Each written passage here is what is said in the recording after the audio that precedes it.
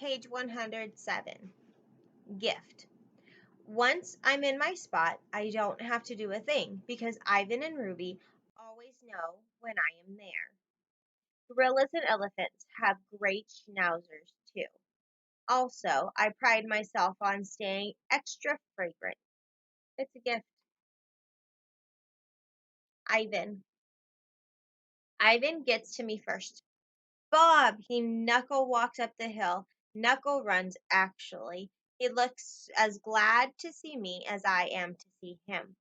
It seems like I've known Ivan forever, and yet every single time I see him, I kind of feel odd.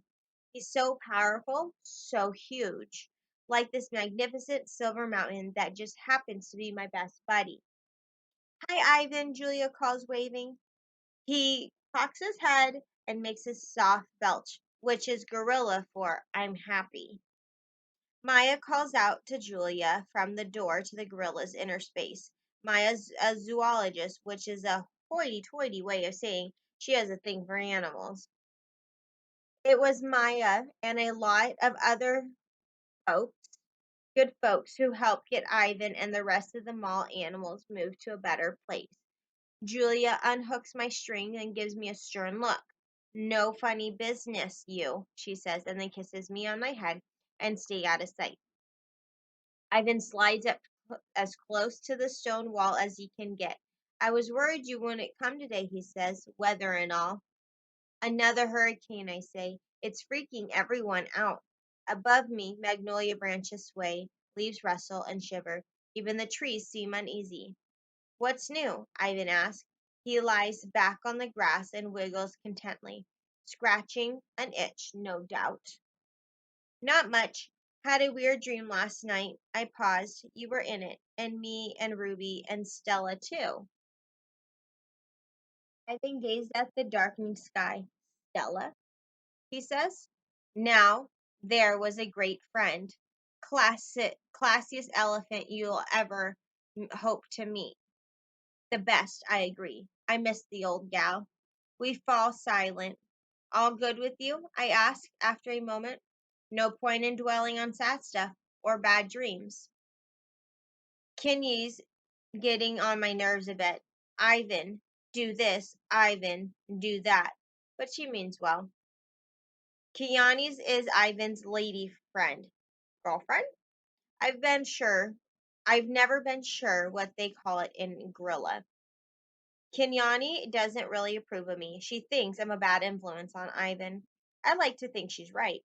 Ivan is 400 pounds of pure power, but Kiani is 400 times scarier. Trust me, I've seen her in a bad mood. I've also seen her teeth. Mine, or make mine look like toothpicks.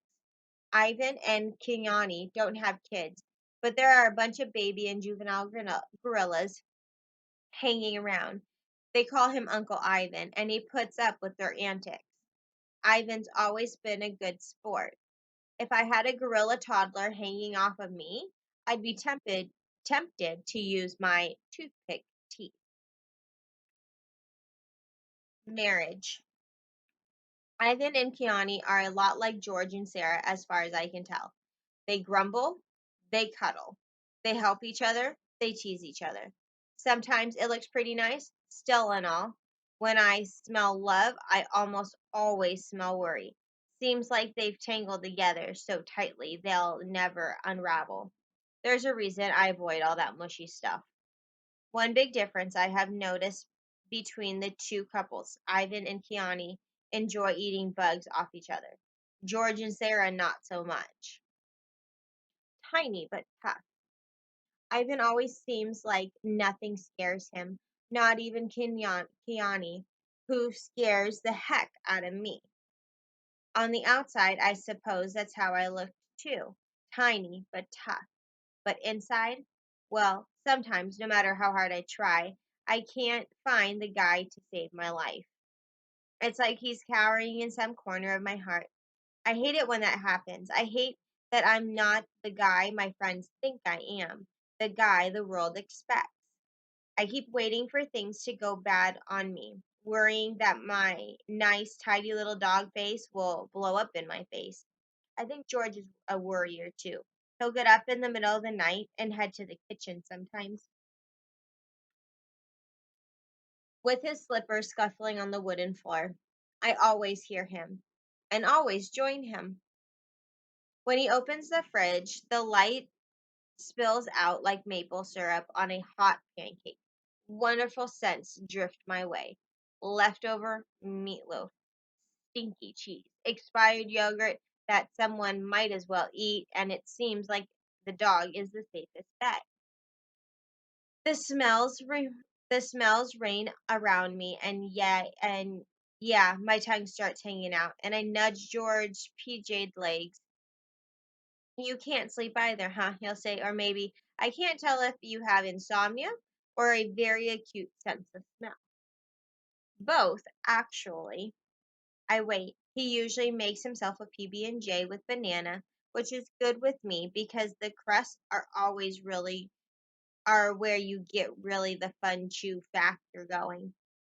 Now and then after we eat, we sit on the back porch and George scratches my ears, especially my right ear. It's my favorite. I understand his worry. I think George works so hard. His wife was really sick for a long time, and he loves his daughter so much. Sometimes when Julia climbs on the school bus, I'll watch George watching her. All that caring and concern is painful to smell, especially the briny scent of the he'll flick aside, stray tear he'll flick aside with the back of his hand like a sea spray. More than once, George and I have dozed off together. That's the best kind of snooze, if you ask me. Good, warm, safe in someone's arms, asleep. Not talking. Often, when I'm with Ivan, we don't bother talking. We just look at his domain and the green grass and the crazy babies and the swaggering juveniles and the hardworking females, and we think of nothing and everything. When you've been through the worst with someone, you appreciate the best. That's why sometimes when he says, "Hey, Bob," it's enough for me to say, "Hi, Ivan," and then we just listen to the palm trees rustle and watch the seagrass sway. Brave. Once, when we were still at the mall, I told Ivan how brave I thought he was. The way he put up with everything that happened to him and never stopped being a good guy. Ivan just looked at me, cocked his big old head to the side, nodded a bit. "That's not brave, Bob," he said. "That's just knowing what I can't change." "I call it brave," I said. "I call it crazy brave." Ivan held a browning banana up to the light, like it was the most beautiful thing he'd ever seen in his long gorilla life. I wonder whether he was going to eat it or draw it. You never know with Ivan. "Seems to me there's a lot of ways to be brave, Bob," he said. A tiny mouse name of Eek skittered across his cage floor. "Hey, Eek," said Ivan. "Just checking on crumbs," she said nervously because she always sounded nervous. "Dibs on all leftovers," I reminded her. She looked so terrified that I relented over there behind the tire, old Carrot Top. "Respect, Bob," she said, scampering off. "Take a small creature like Eek," said Ivan. He scratched his chin with the end of the banana, and he did that when he was in a philosophical mood. "Maybe brave for a mouse is different from brave for me or brave for you." He looked at me fondly.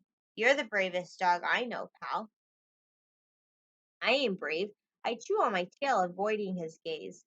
"You are, Bob, untamed and undaunted," said Ivan, and he chomped off a hunk of banana. He offered the rest to me, but I shook my head. I wasn't feeling hungry. Also, it was mostly just the peel. "That's just my routine." I hesitated. "I mean, sure, I'm tough compared to, say, Eek, but that's setting the bar pretty low." "You're too hard on yourself sometimes, Bob." I met his eyes. He has these deep dark brown, deep set eyes really kind ones. Eyes that make you want to admit things, confess your failures. Once, when I was little, just a pup, I did something. Ivan waited patiently. Ivan is the king of patience. I felt myself diminishing into a dead end tunnel, and I couldn't escape. I didn't want to go there, not even with Ivan. Never mind, I yawned. I do that when I'm anxious. I'm rambling. Bob, Ivan said, you okay? You know me, Ivan. I'm always okay. Always. I slipped away before he could ask me anything more.